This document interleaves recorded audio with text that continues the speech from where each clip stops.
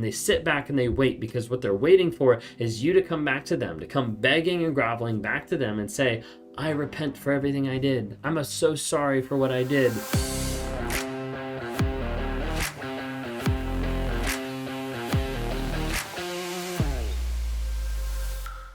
Did you have someone that would stop talking to you?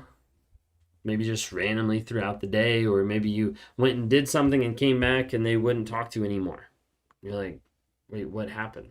Like, I don't get it. Like, what's actually going on? Like, maybe you were with someone that was toxic and they gave you the silent treatment.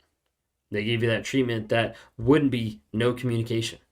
No communication at all. Maybe you're in the same house. Maybe you're in the same car. Maybe you're driving for 8 hours in the same car and there's no communication. No matter what you say, no matter what you bring up, no matter what you try to talk about, no response. And that no communication, that silent treatment, is used and leveraged in an abusive way to be able to hurt other people and to be able to manipulate the results that happen in that relationship. If you guys are new here, my name is Ben Taylor. I'm a self-aware narcissist on this platform to provide awareness, growth, healing, and change. We do that by dropping small nuggets of truth on all different platforms. So you don't have a chance to follow me, then go ahead and look up TikTok, Instagram, Facebook, YouTube, Apple Podcasts, Spotify, Amazon Music, and follow us under Raw Motivations. Just type in Raw Motivations, will pop right up, so you can engage in other communities, so you can follow, so you can see other aspects that we're putting out there. More than that, I'd rather have you download the NARC app. Just type in NARC, Narcissistic Abuse Recovery Community, NARC, into Apple or Google Play, because that's really where the community is developing, of people that are like-minded, that are working through the shit that they've had to go through, working through the crazy making that they've had to endure to be able to take courses and understand narcissism, to be able to learn from other people, to be able to get advice, to be able to actually have accountability and have to go back in the app every single day saying, hey, I'm still no contact. Don't have to worry about it for a week. I just have to worry about it for today. They write down their truth. They journal inside there. They try to help other people. We have weekly lives that are exclusive that happen just inside the app to be able to dive deep and answer certain questions, or have different people share some of their stories that's not broadcasted around social media. We also have monthly coaching where it's either myself or coaches from around the globe that work to help heal, grow, and change each other by giving you like actionable ideas of like, this is how we work on growing and developing. Not just focusing on narcissism, but focusing on what's next. How do we improve? How do we continue leveling up who we are on a day-to-day basis? Would love to have you join that. If you guys want to talk one-on-one, or if you want to get involved in some of my coaching, would love to be able to talk to you. You can go to rawmotivations.com, or you can click on the link down below. Would love to interact with you and help you on that journey of healing, growth, and change. Because that's what Raw Motivation is about. One of the main things I try to bring to the table for people on social media, but also in the one-on-ones, is help provide clarity. Because you've gone through so much and it's so confusing with the cognitive dissonance, with the hope, with the potential, with the trauma bond, with the rumination, with everything that you're going through. A lot of times I'm able to provide a lot of answers that you don't get from your previous partner or from the toxic person in your life.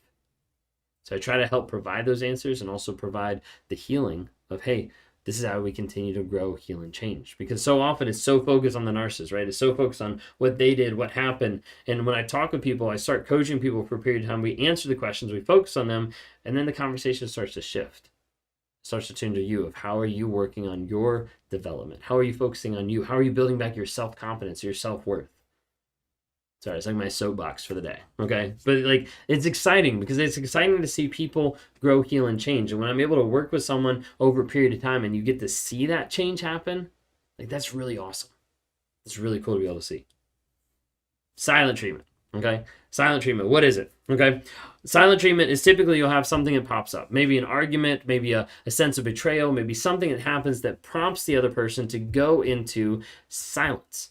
Like, literally just flat out silence. Like, maybe there might be like low communication, like no, yes, I don't know. Like, maybe there's a little bit, but a lot of times people talk about it and it's completely dead silent.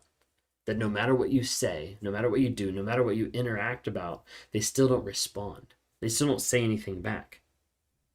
Sometimes it's, sometimes it's in an argument, sometimes it's after a fight, sometimes it might be a perceived attack, Or the narcissist twists in their mind of like, yeah, you tried to give me criticism, so in my mind you just attacked me, so therefore I'm offended by it, so I'm going to put up this wall of a silent treatment. I'm no longer going to talk to you.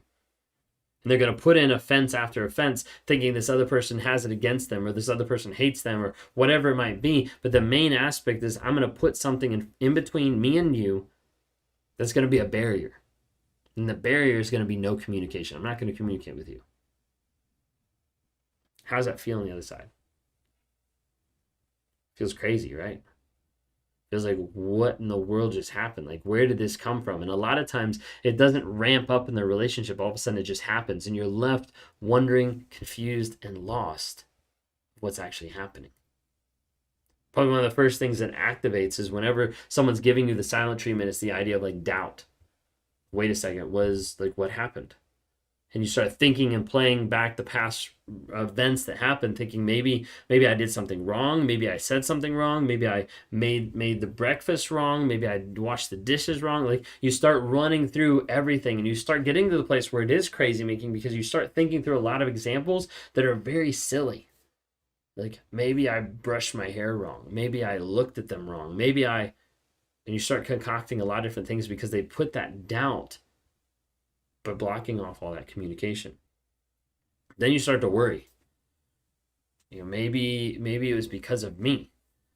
Maybe it wasn't just something I did, but maybe it's because inherently there's something wrong with me. Maybe I'm not confident enough. I'm not good enough. I'm not smart enough. I'm not worth enough. Maybe it's something in me. Maybe actually I'm the toxic person, because like there's no reason why a loving person would stop communicating unless they're trying to preserve themselves. So maybe it's me. Maybe I'm the person. And you start playing a whole nother story inside your head. A lot of times you get fearful. Like, are they going to leave?